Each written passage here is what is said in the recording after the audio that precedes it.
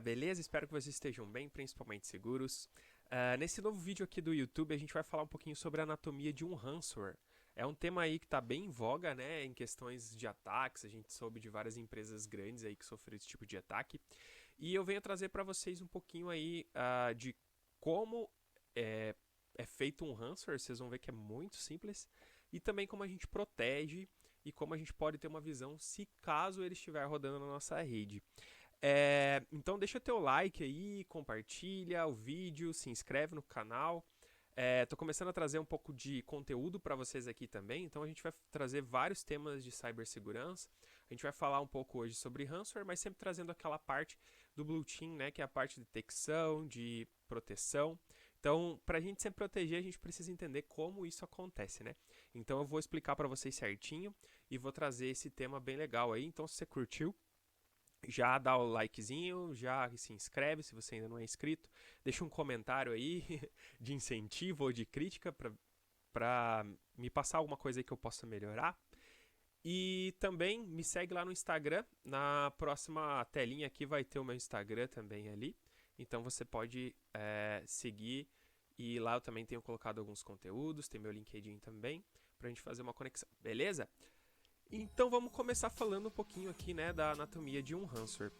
Então, para começar, né, a falar de ransomware, imagine que você chega no seu trabalho e de repente todas as máquinas estão desse jeito aí, ó, mostrando essa tela. É meio desesperador, né? De um dia para o outro você chega e tem essa visão aí de todos os seus computadores, servidores mostrando essa tela. O que é isso? Isso, na verdade, é um ransomware. O ransomware ele faz a função de sequestrar os arquivos e, além de sequestrar, ele pede um resgate para poder te devolver esses arquivos. Então, normalmente, os mais conhecidos, né, vai ter uma tela aí mostrando, explicando tudo que foi feito no seu computador. Ele vai mostrar para você o tempo que você vai perder os seus arquivos. Então, se você não fizer um pagamento até aquelas horas estipuladas ou dias ali, você vai perder tudo que você tem, porque ele não vai mais te passar esse arquivo ou esse hash para você recuperar seus arquivos, ou provavelmente ele vai destruir todo ali o seu HD e todos os seus arquivos, os arquivos do seu servidor. E também ele mostra normalmente uma mensagem ali que a cada tempo, cada horas ou dias que se passam, o valor aumenta. E normalmente tem ali a carteira de Bitcoin que você precisa pagar. Por incrível que pareça, se você pagar, eles vão devolver seus arquivos, porque os atacantes eles querem criar uma credibilidade em cima desse tipo de ataque. Então, se eles não devolvessem os arquivos, que sentido faria eles continuarem realizando esses tipos de ataque se não tem uma credibilidade? Então as pessoas vão falar, putz, sequestraram meus arquivos, eu não vou tentar pagar porque eu não vou receber. Mas na verdade eles geram, eu não vou receber a senha para descriptografar, mas na verdade você vai receber na maioria dos casos. Claro que existem golpistas dentro deste próprio golpe, né, que não te devolvem, mas eles tentam criar uma credibilidade nisso, né, para que seja mesmo um sequestro de dados. E daí você vai olhar os teus arquivos e os teus arquivos estão todos assim, ó, com uma extensão diferente, de uma forma que você não consegue abrir. Tem um TXT ali também explicando a mesma coisa que as imagens lá estavam explicando. Isso se chama ransomware. O ransomware nada mais é do que um ataque de sequestro de arquivos. Então, basicamente, ele vai ali, sequestra os teus arquivos e pede um resgate. Alguns números para a gente saber de como isso impactou, né, e tem impactado aí o mundo com relação a esse tipo de ataque. Então, essa é uma pesquisa do Malwarebytes e ela trouxe para a gente do ano passado. A gente teve aí mais ou menos 40% dos negócios que foram do mundo todo foram atacados por ransomware. Então, a gente teve basicamente aí 40% de todas as empresas atacadas. Então, é bastante coisa. 30% desses ataques, né, dentro desses 40%, perderam receita. Então essas pessoas, essas empresas que foram atacadas perderam receita. E 20% dessas vítimas tiveram que cessar as operações imediatamente. Então, as empresas tiveram que parar. Então, você já imagina uma empresa aí muito grande, que tem um grande fluxo, parada durante bastante tempo. Essa pesquisa também mostrou que 60%, né, desses ataques demandaram mais de $1.000 para serem resolvidos. 20% teve ali mais de $10.000 envolvidos. Isso está calculando também alguns custos, né, de operação também, então, que foram perdidos. E 1% teve 150 mil, mais de 150 mil gastos, tanto com pagamento de resgate ou recuperação de arquivos, né? Então, globalmente, mais de 40% das vítimas pagaram as demandas de ransomware. Então, só para vocês terem uma ideia aí de custo, né? Não é somente o custo também, né, que pode acontecer de um resgate, mas o custo também operacional, né? Porque você tem todo um custo para recuperar, né, esses arquivos. E também alguns outros tipos de custos, os operacionais, como eu falei para vocês. Então, 60% aí dos ataques, né, demoraram mais de 9 horas para serem remediados. Então, tipo, é bastante hora ali do time de IT, né? Ali mais ou menos 19% das companhias tiveram que parar imediatamente, né, quando descobriram esse ataque. Então, 19% ali pararam. E 3,5%, né, tiveram vários problemas que debilitaram a empresa no futuro. Então, muitas empresas foram atacadas em um ano e ficaram mais ou menos um ano ainda corrigindo debilidades ali que foram causadas pelo ransomware. E aqui, a maioria, né, desses ataques, aqui a gente pegou os Estados Unidos ainda como exemplo, só para a gente ter uma ideia, né? Então, a maioria ali, 71%, não tinha um backup, ou em nuvem, ou algo de uma forma correta. Às vezes estavam com um backup ali de apenas increase e poucos dias, então às vezes fez o backup com o próprio ransomware. Então, esse foi um grande exemplo, né? 96% ali das organizações dos Estados Unidos tiveram vários problemas de confidencialidade, né, com o ransomware, e também não conheciam esse tipo de ataque, então não tinham habilidade para conter ele, né? Então não tinha ali uma habilidade para conter esse ataque. E 50% foram atacadas por falhas, e a maioria começou dentro do time de segurança. Então, a maioria dos ataques começaram dentro dos SOCs e de computadores do pessoal de SEC. Então, também é um outro número aí que pode ser alarmante nesse caso, né?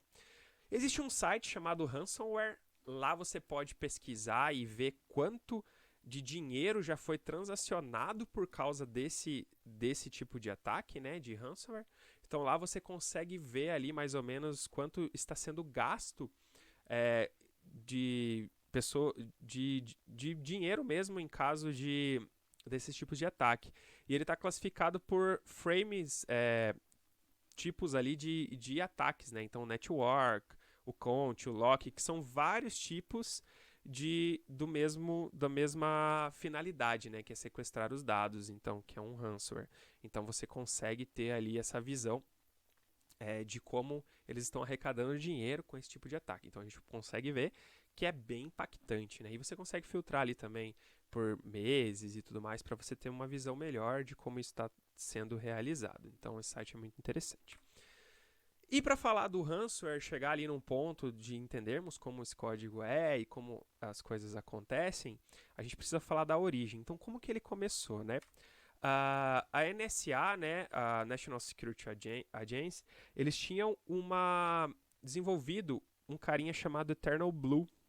E o Eternal Blue, ele era um software que se baseava ali nos protocolos de SMB, né, do Windows, para se propagar e conseguir invadir máquinas, CVEs e tudo mais. Então a NSA descobriu esse problema,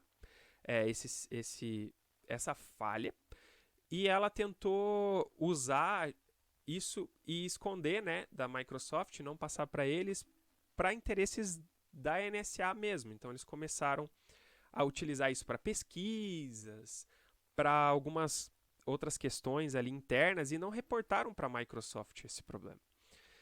E uma comunidade aí, né, que o pessoal estima que é do governo, formado por algumas pessoas do governo da Rússia e tudo mais, que são os Shadow Brokers, fizeram uma invasão lá na NSA e conseguiram vários scripts.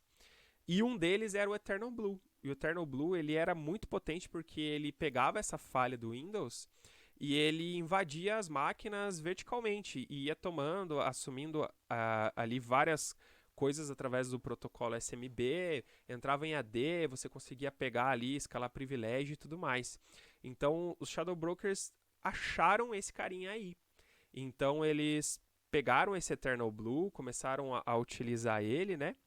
E através do Eternal Blue eles criaram o WannaCry, que foi um dos ransomwares mais famosos aí, né? Então a gente ouviu falar muito dele quando ele causou ali muito dano a muitas empresas. Não sei se todo mundo lembra, mas virou até notícia e todos os lugares todo mundo estava com medo.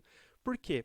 Porque eles apenas criaram lá um script que criptografava os dados, descriptografava os dados, caso você colocasse a senha, né? E pedia o resgate. E o Eternal Blue veio para fazer ele dissipar pela rede. Então eles usavam o Eternal Blue para fazer esse discover de rede e se propagando em todos os computadores. Então aí surgiu o WannaCry. Em 2017, o WannaCry ele atacou aí mais de 150 países, né? Então nessa imagem aí vocês podem conferir todos os países que foram atacados pelo WannaCry, principalmente, e todos os impactos que ele causou. Nessa época foram vários impactos, várias empresas acabaram, várias empresas faliram e várias empresas até hoje ainda têm algumas debilidades e deficiências que foram causadas por ele. Então foi um impacto muito grande, principalmente aliado ao Eternal Blue. E isso não acabou, você pode pesquisar lá no GitHub, digitar lá o WannaCry, e você vai ver que tem várias versões, agora tá para sair, o pessoal tá bolando para sair uma versão 2.0, então a gente precisa ficar atento, né? Porque não acabou. Então eu quero também falar um pouco aqui para vocês verem que é bem simples criar um ransomware, então é bem simples você fazer ele acontecer ali, é apenas uma questão de uso de criptografia e descriptografia, né? Então, aliada a alguma coisa forte de rede ali que vai te ajudar a se propagar, que é o que o atacante usa. Então, vocês vão ver que existem várias versões já de WannaCry, o pessoal testando e tudo mais. Então, é algo que a gente deve se preocupar, né? Então, como funciona um sequestro de dados, né? Que é o que o ransomware vem fazer. Basicamente, o atacante ele possui algumas etapas que ele segue para fazer esse caso, né? Então a gente aqui tô trazendo um overview para vocês de como ele acontece. Então normalmente acontece uma campanha. Essa campanha ela pode ser uma campanha de phishing, uma campanha de engenharia social total ali, né? Em que alguém tenta fazer alguma pessoa clicar ou baixar o arquivo, instalar e tudo mais. Como a gente tem acompanhado aí muitos YouTubers têm clicado em links, têm feito alguma coisa que talvez uma empresa está trazendo um teste para você ali de um jogo e o cara vai lá, clica e é essa que é a campanha. É tentar pegar pessoas que caiam ou empresas que caiam nesse script. Depois da campanha, quando acontece o clique, quando acontece uma instalação, acontece a infecção. E esse momento de infecção é quando o ransomware ele ataca uma máquina, né? Ali o script de sequestro de dados ele ataca essa máquina e ele vai para o processo de staging, onde ele começa a testar suas features e ver se ele vai conseguir executar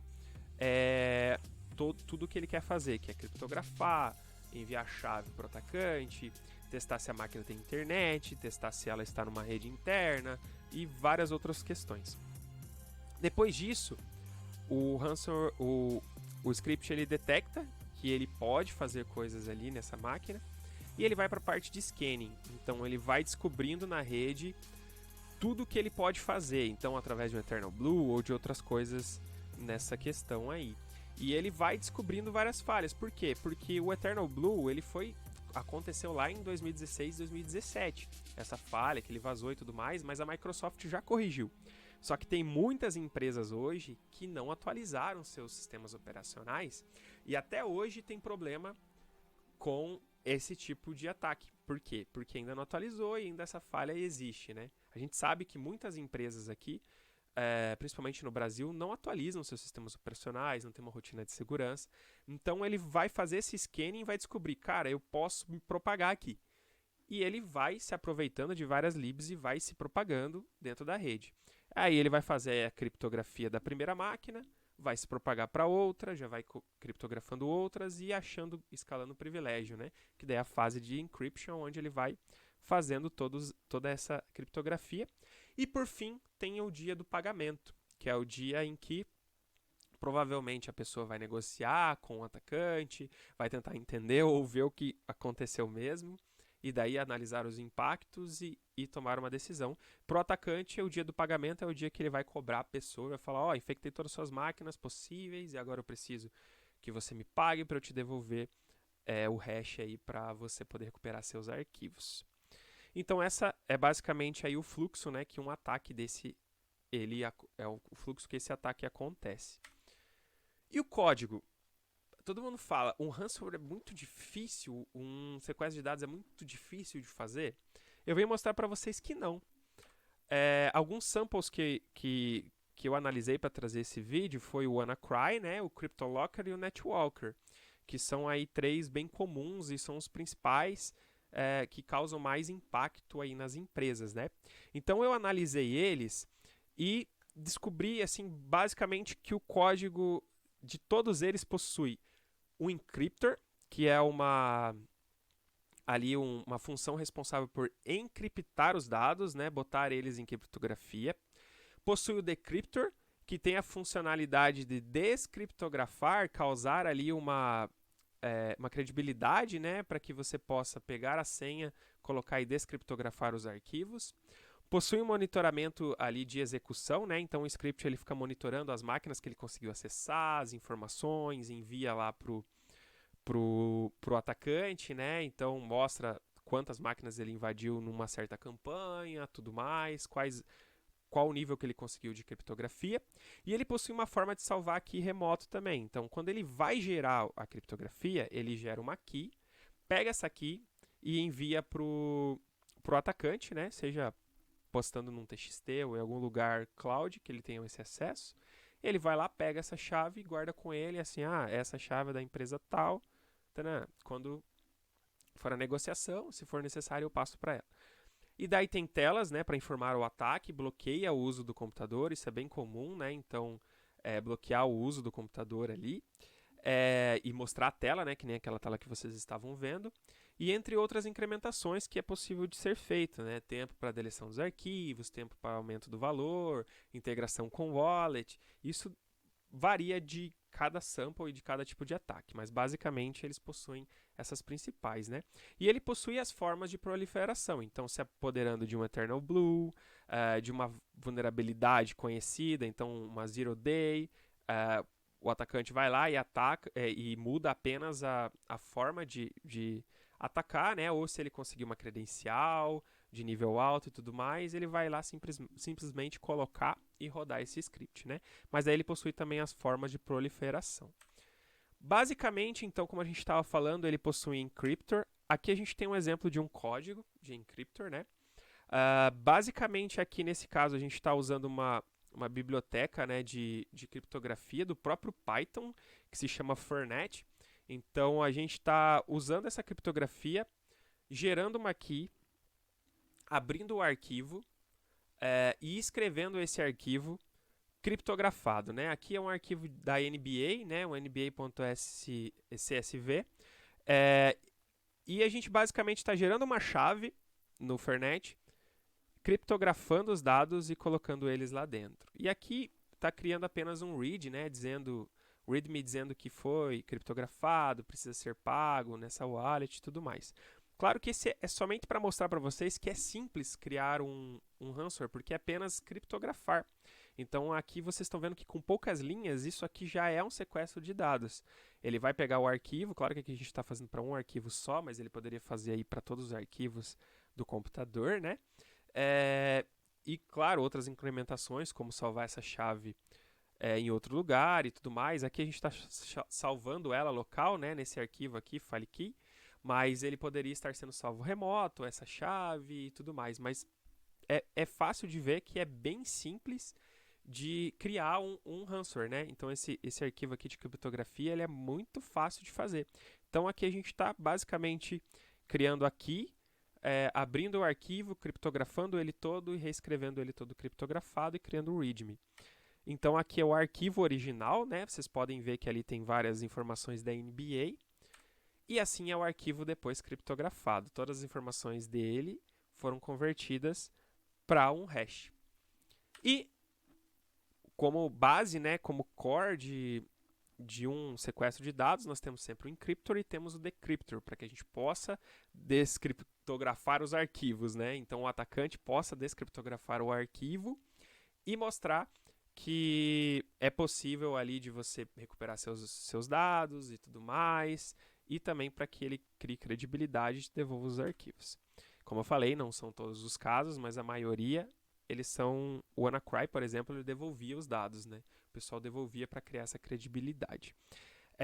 E aqui, o decryptor, basicamente, ele pega aquela chave, né, que eu gerei. Aqui seria uma variável ali de input mesmo, a pessoa colocaria essa chave.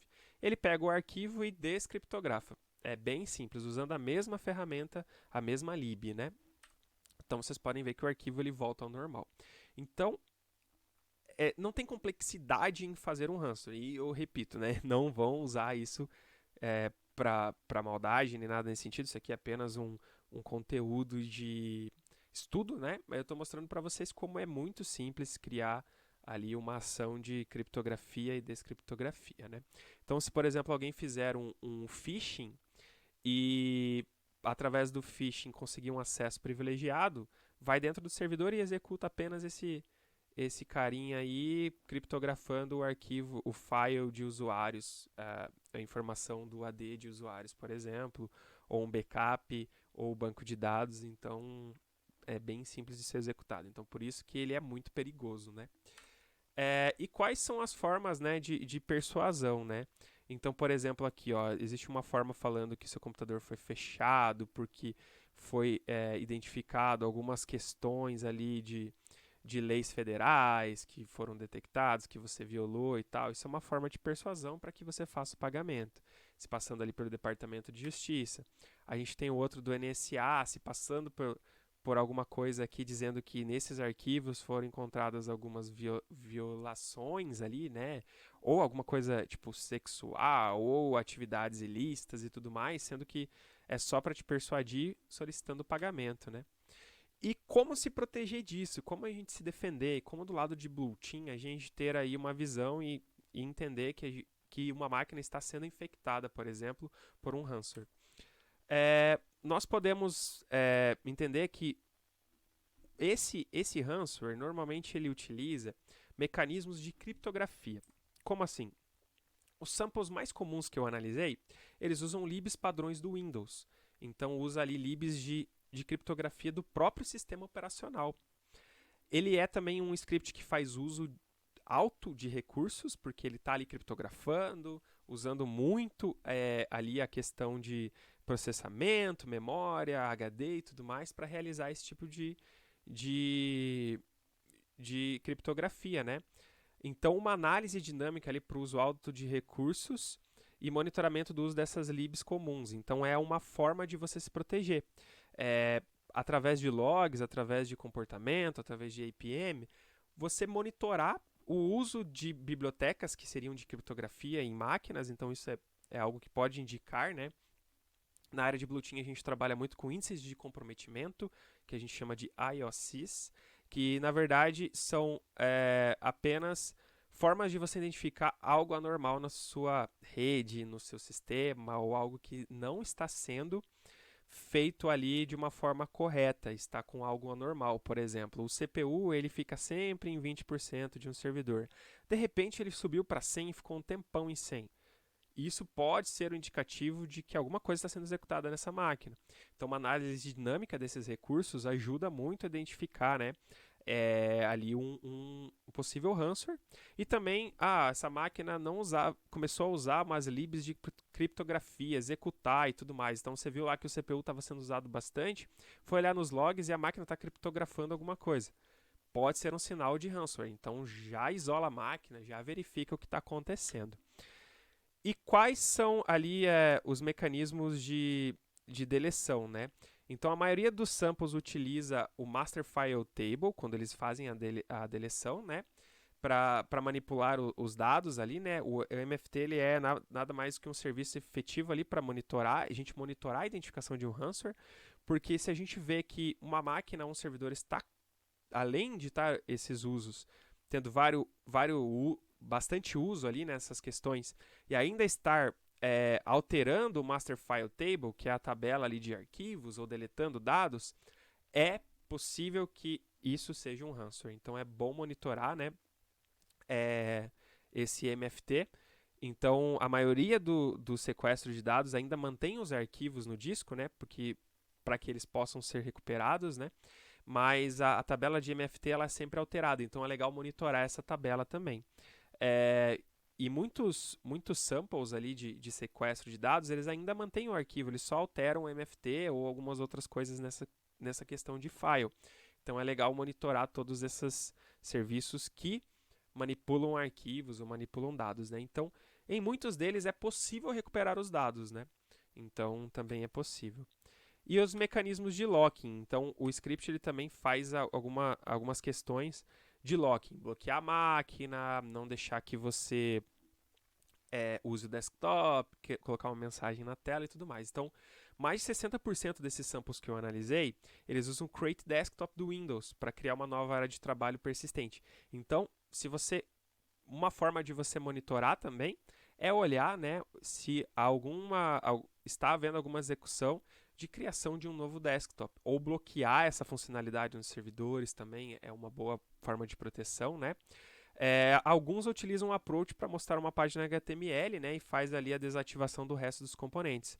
Então é legal você também monitorar isso, se alguns componentes do Windows estão sendo desativados, alguns componentes do servidor, então você também consegue ter esse controle.